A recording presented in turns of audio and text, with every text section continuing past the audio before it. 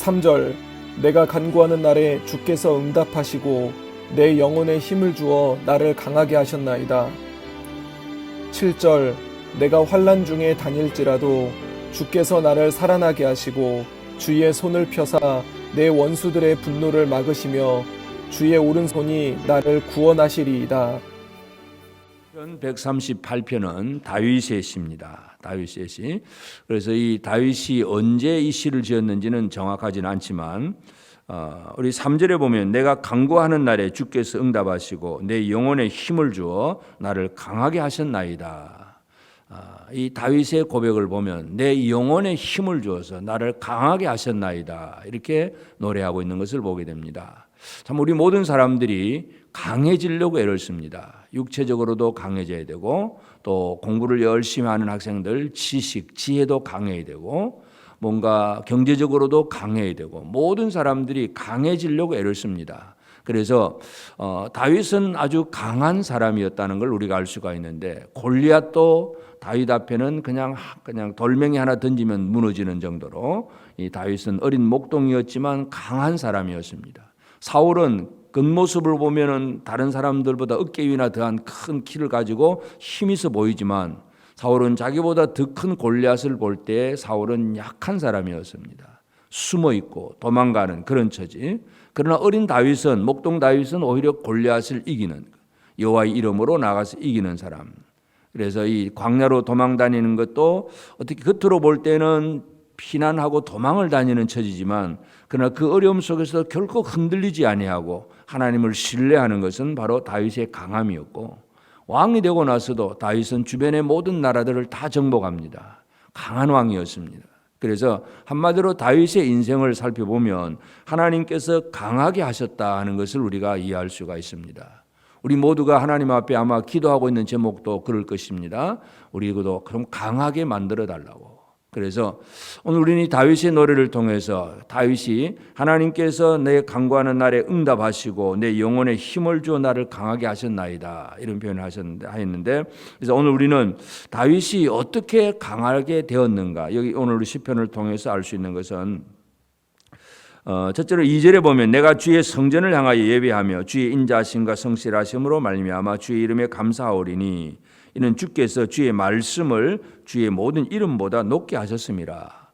주의 말씀을 모든 주의 이름보다 높게 하셨다. 그렇게 표현합니다. 이것은 주의 모든 이름대로 그리고 주의 말씀을 크게 하셨다. 이런 문자적인 문법적으로 그대로 해석하면 그렇습니다. 그래서 뭐 이름이 크냐 말씀이 크냐 그런 개념이 아니라 주의 이름대로 주의 말씀을 크게 하셨다. 이런 표현입니다. 다시 말해서 말씀이 크다는 얘기입니다. 그리고 이 말씀이라고 하는 것은 4절에도 여호와여 세상의 모든 왕들이 주께 감사할 것은 그들이 주의 입에 말씀을 들으며오며 세상의 왕들은 나름대로 강하다고 하는 사람들입니다. 그러나 그 왕들도 주의 말씀을 듣는 사람입니다. 말씀이 왕보다 강하다는 얘기입니다. 5절 그들이 여호와의 도, 여호와의 길, 여호와의 말씀입니다. 여호와의 도를 노래할 것은 여호와의 영광이 크심이니이다. 그래서 이 세상의 왕들조차도 왕들이 강하게 되어서 노래할 수 있는 것은 바로 주의 말씀이라고 하는 것. 그래서 다윗은 자신을 강하게 하신 하나님, 나의 하나님께서 나를 강하게 하셨다고 했을 때에 사람이 무엇으로 강하게 되느냐?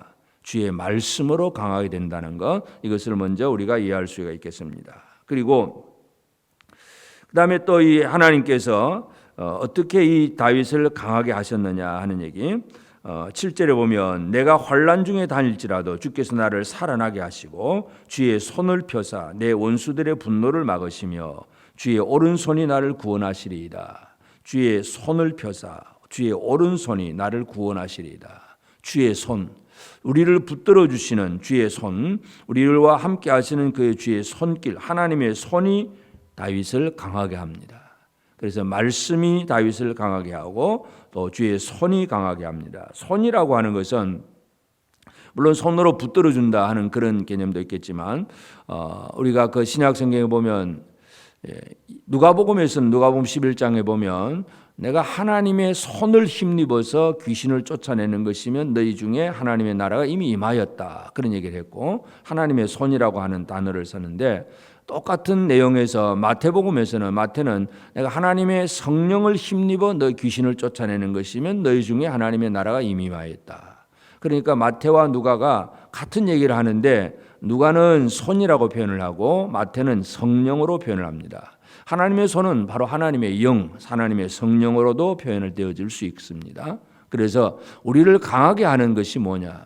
첫째는 하나님의 말씀이고, 두 번째는 하나님의 손, 아니면 하나님의 영, 하나님의 성령이 우리 안에 충만하게 될 때에 우리를 강하게 만들어 주신다는 것을 알 수가 있습니다. 그래서 이 강하게 하시는 하나님 앞에 이 다윗이 하는 것이 뭐냐? 1절에서 내가 전심으로 주께 감사하며 신들 앞에서 주께 찬송하리이다. 세상에 많은 신들이 있지만 그 모든 신들은 결코 예배의 대상, 경배의 대상이 아닙니다. 그러나 나는 그 모든 신들 앞에서 전심으로 주께 감사하고 찬송한다. 나를 강하게 하신 하나님 앞에 내가 할 수 있는 것은 바로 하나님을 향한 감사와 찬송입니다.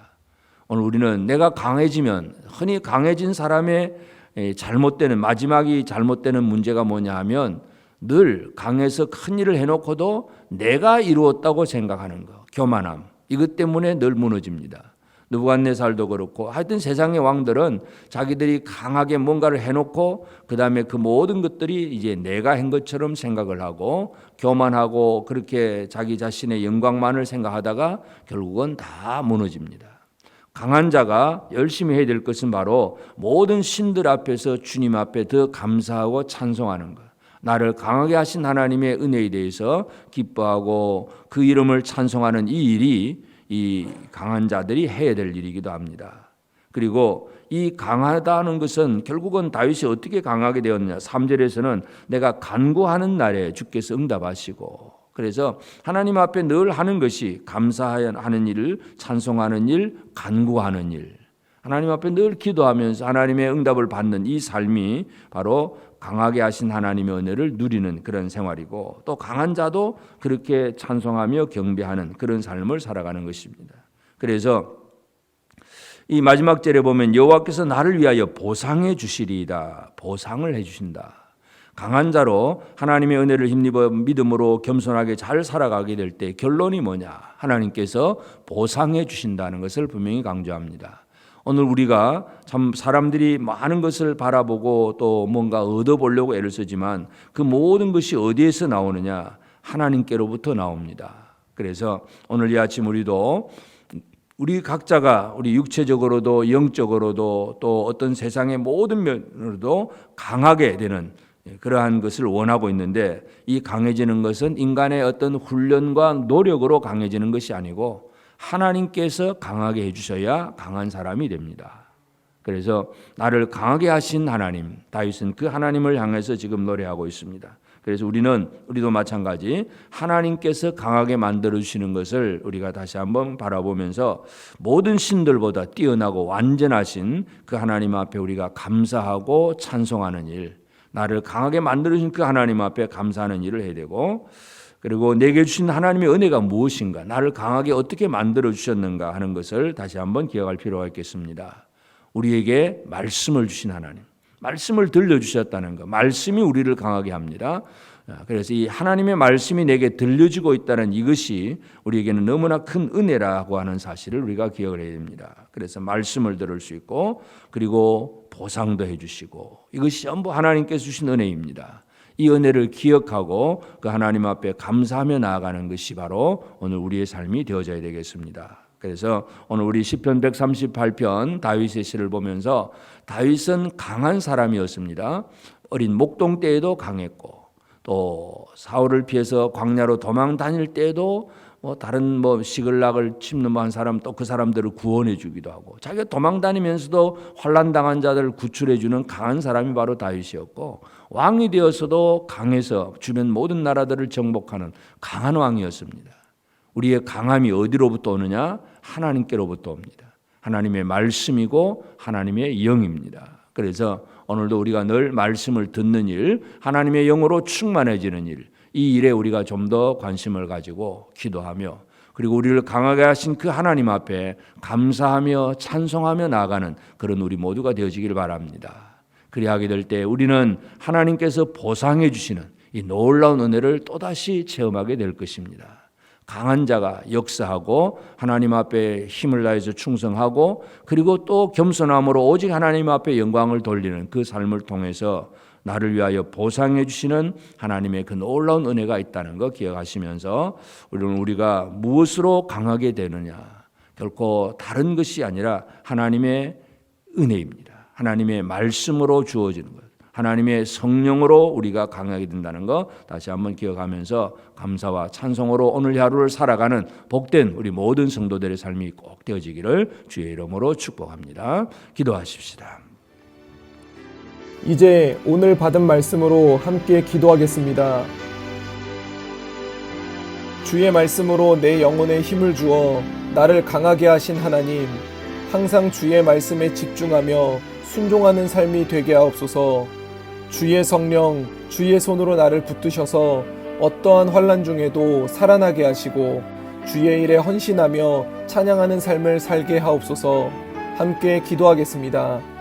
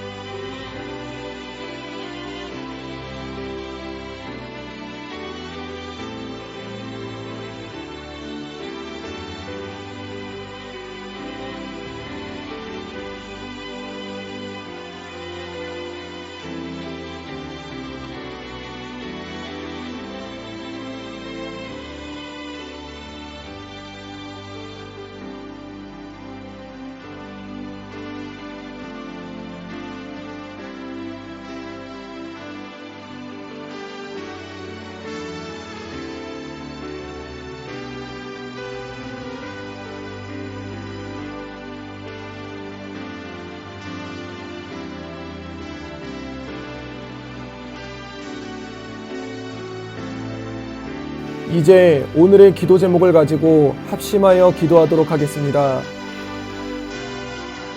첫 번째 기도 제목입니다. 오늘은 수요일입니다.